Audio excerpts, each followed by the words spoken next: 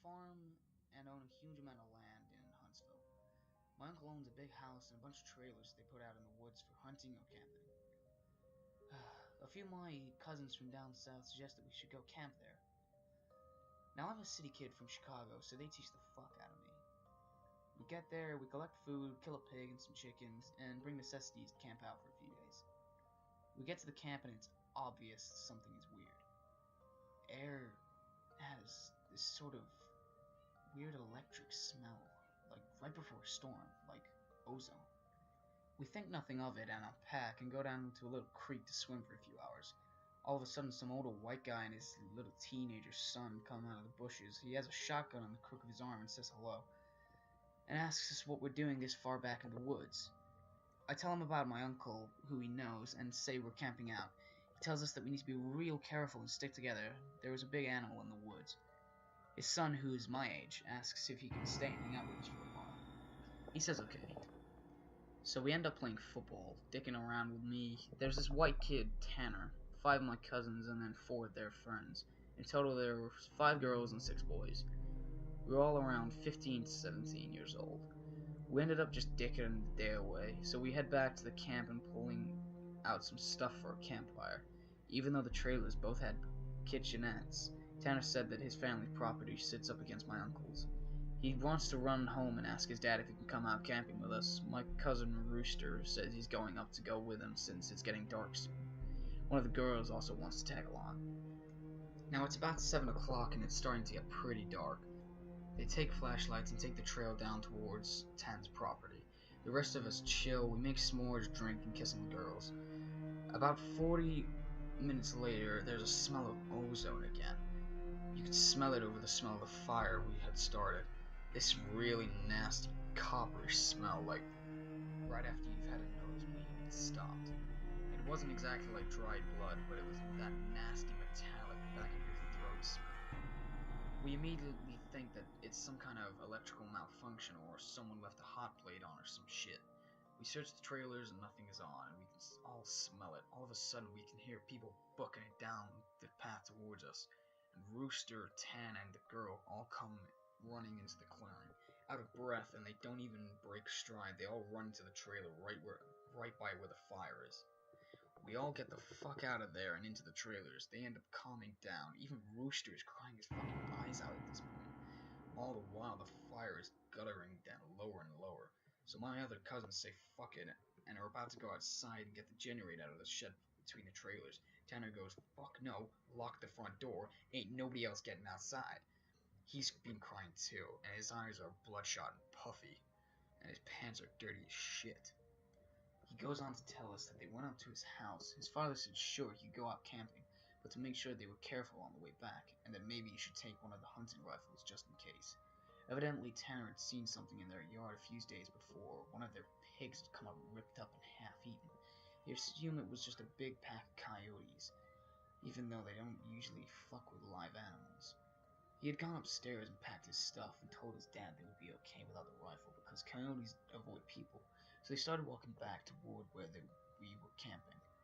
So Rooster finally stops crying and shaking. The girl already had, but she was just staring out of the window with a dumb look on her face. He says they had gotten halfway into the woods towards the camp when they started to hear shit in the forest. It was almost pitch black by this time, so they weren't sure at first what the fuck it was.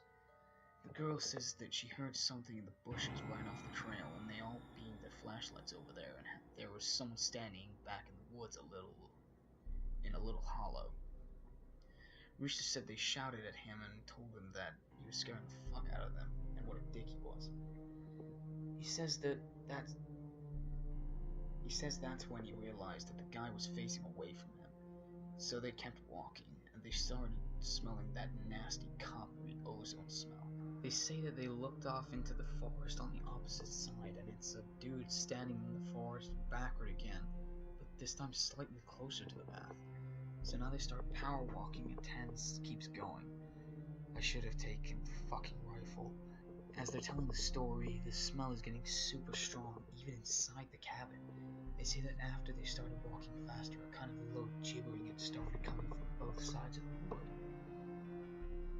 And as they started booking me back to the trailer, the girl said she had flashed her flashlight out into the woods to the side of them, and had seen something jerking itself through the woods.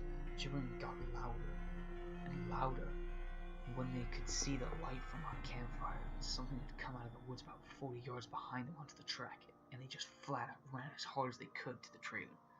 So we're all out in the fucking woods, and we're assuming that at this point, it's some rednecks or some shit trying to fuck with us. All of a sudden, my other cousin, Junior, starts going on about how he went to school with a native kid that was telling him about the Goatman or some shit. We probably tell him to shut the fuck up because we don't need any spooky talk right now. But he just keeps going on about how it's the fucking Goatman, and now we're in his woods and blah blah blah. Now at the time, I had never heard of this Goatman or any of that. But then a couple years ago, the year before I graduated college, I had met him for a roommate, and I ended up asking him about it. And to sum it up, it's basically a fucking man with the head of a goat, and he can shapeshift, and he gets among groups of people to terrorize them. It's also supposed to be some kind of like Wendigo, and it's bad mojo to even talk about it, and even worse if you see it. Keep in mind, I didn't know this back when I was 16, so my cousin is going, the Goatman's gonna get in and fucking get us. The girls are all terrified, and my cousins and I are all trying to figure out if it's just some hillbillies or if it's some animal. So all of a sudden, the smell just goes away. Like, to this day, I haven't experienced anything like it. Like, usually the smells fade away or lessen, but it literally was there 1 second and then gone the next. So it's after an hour, making it around 9 or 10. We've stopped shitting bricks enough to go back outside and stoke the fire again. We figure it was just some assholes trying to fuck with us, so we don't go back home. Because we think if we do, they'll chase us through the woods or some crazy shit. Nothing else happens weird for the night, and we stay another night. And for the main part of the night, nothing happens. At about 1 in the morning, we're outside getting drunk and telling ghost stories. Someone is finishing some too spooky story. I don't remember what about. The smell comes back. It's so fucking strong that one of the ghosts literally starts vomiting. I stand up and you can actually feel how clammy the air is. I say we should get back inside, and this isn't right. We should have just fucking left. We all go back inside and we're standing around. My cousin just keeps going on about how it's the Goatman, and my cousin Rooster tries to shut him the fuck up.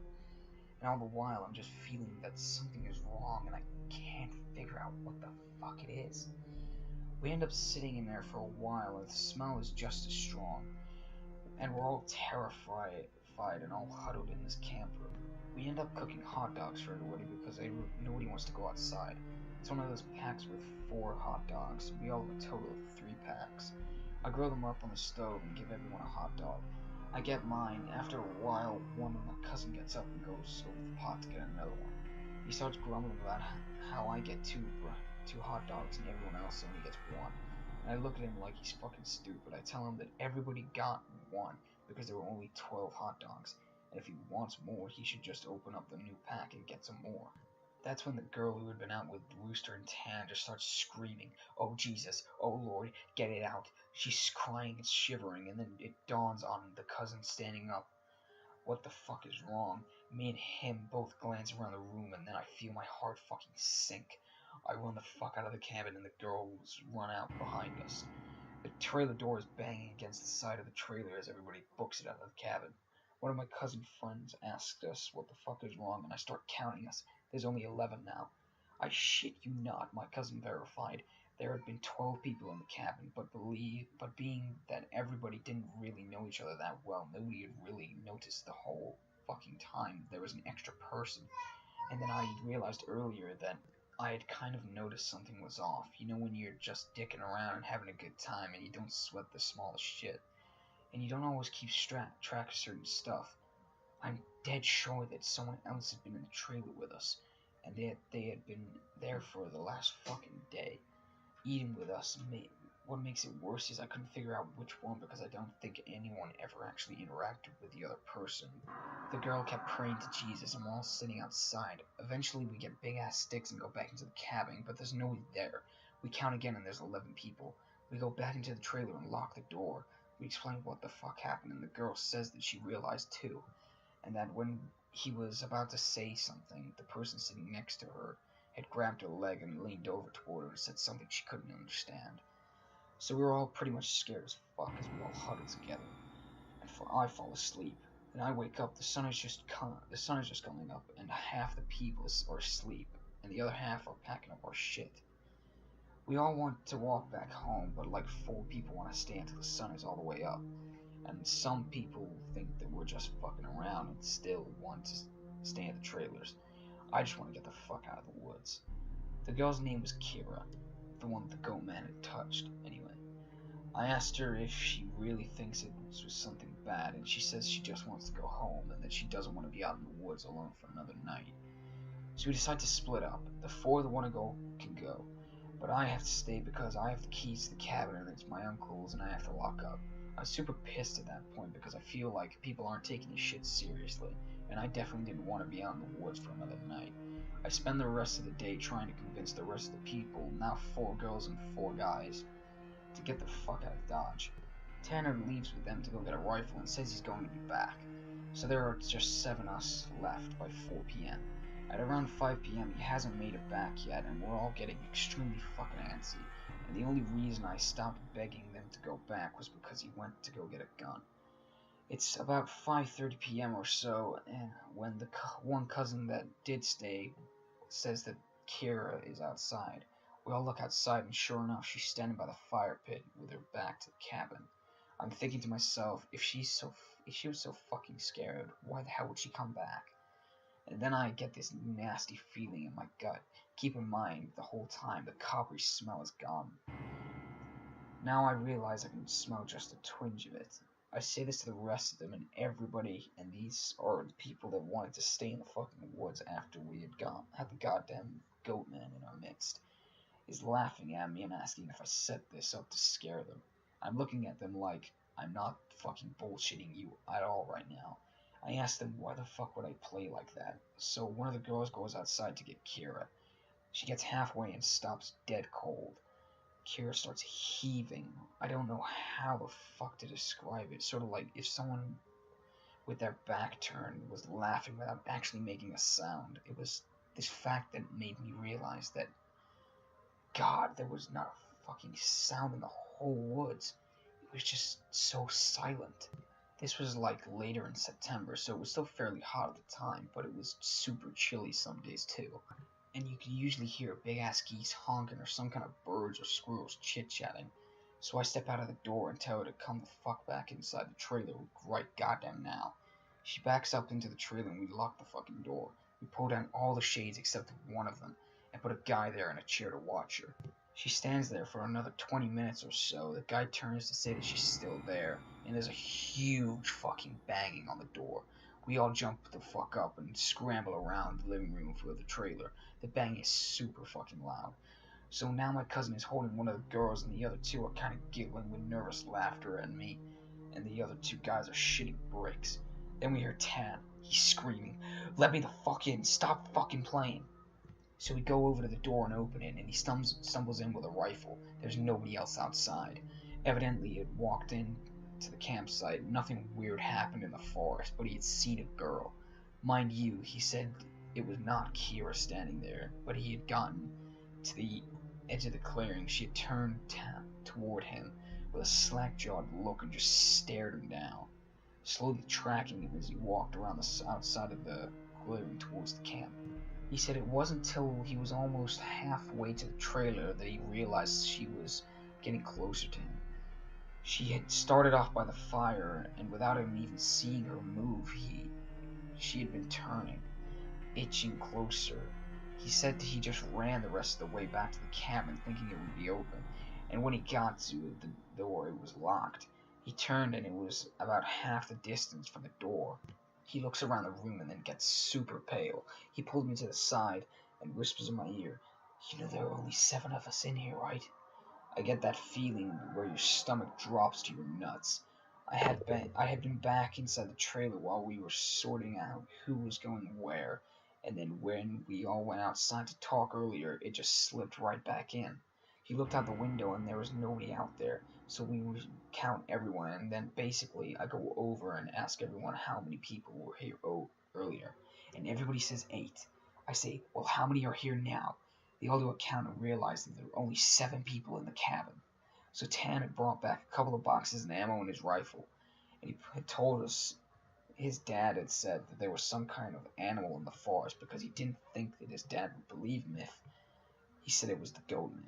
He says that his cousin is supposed to be coming down in a few hours, and that in the morning we can all go back up to his place, and that his cousin will drive us home. Now I'm really fucking terrified, but at least I feel better because we can be American and shoot the fuck out of whatever it is if it comes back.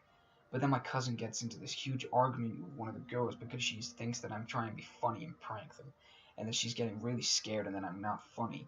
He keeps telling her that I'm not the type of person to prank them, and especially not like this.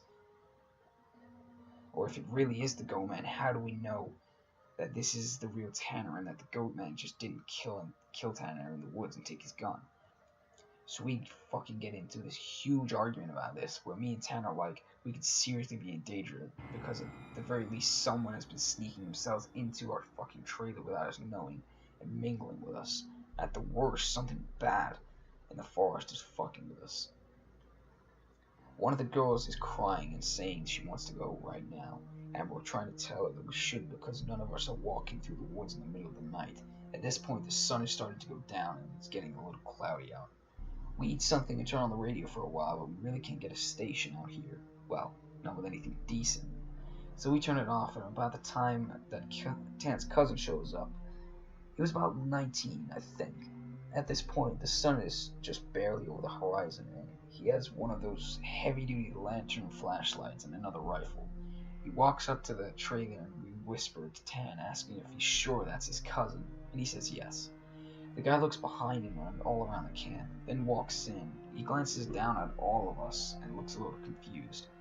He says, "Where's your other little buddy at? I figured she would meet me up at the cabin. Is she a little slow or something?" He also asked whether we'd been cooking blood in the cabin because it smelled like blood in hot pans all the way up to the trail. We were all like, fucking nope. But we asked him what the fuck he's talking about with the girl he saw. He had come down the same trail Tan had been using, and he said he'd come upon one of you guys' little buddies, standing in the middle of the trail, looking at him slack-jawed. He had asked her a bunch of questions, but all she did was just look at him. Then she smiled at him and just kept walking. She couldn't seem to keep up with him, and just kept lagging a little bit behind. He said he asked her if she was hurt or something, and if she needed any help, but she had continued to stare. Eventually he had been walking and turned around to bend a trail, but when he turned around and went back to see if she was okay, the trail was empty. He assumed she'd taken some sort of shortcut through the woods or to our trailer.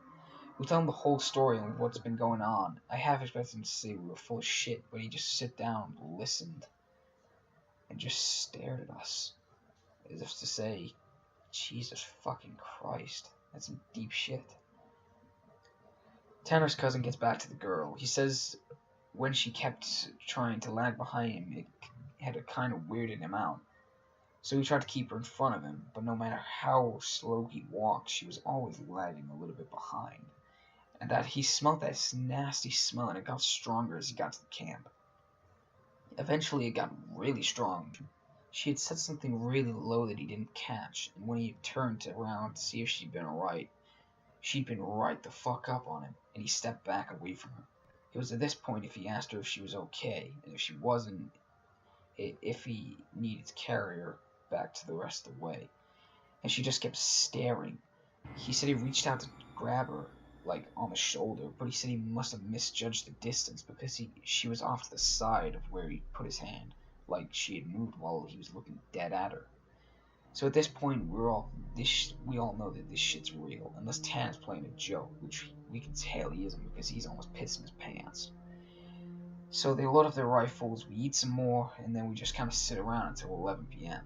To this fucking day, every time I think about this, I really pray to God that this is just some huge prank that my cousins played on me and I just never revealed it, so I would shit myself for the rest of my life. At around 11, the stink of copper turns into an actually nasty, gross blood-like smell, like cooking blood and singed hair. Tan and his cousin Reese get the fuck up and instantly grab their rifles. There's like a half knocking, half clawing at the door, and I shit you not, there's this voice And it sounds like when you see those YouTube cats and dogs whose owners teach them how to talk.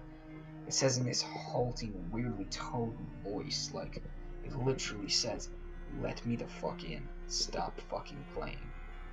It made my nuts creep up against my body, and one of the girls just starts crying and calling on Jesus. It was so fucking obviously not a person talking.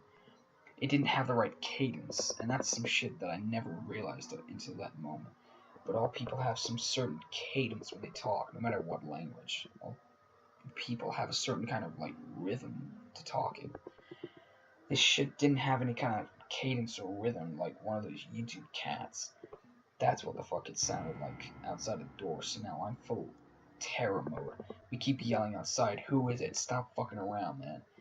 And it just keeps saying, "In," or "Let me the fuck in," for almost 15 minutes. So then the smell goes away for a while, and for the next hour or so you can hear someone basically creeping around in the woods and shit. Every couple of minutes it'll come back into the door and say something. Finally, when the smell fades away, it's around 2 in the morning right now. Reese says, "Man, fuck this," and opens the door and walks outside with his rifle. He fires a shot into the air and says something to the effect of, "In the name of Jesus Christ, go away." He fires 2 more times, and then from the woods, right up against the river, across from the trailer, it sounds like something is slowly gibbering and hooting. And it starts screaming, and it almost sounds like a woman and a cat in a bag screaming together. Like, I seriously have never heard any shit like that. And you can hear the brush over that way start to shake. Reese fires over into the tree line and starts backing.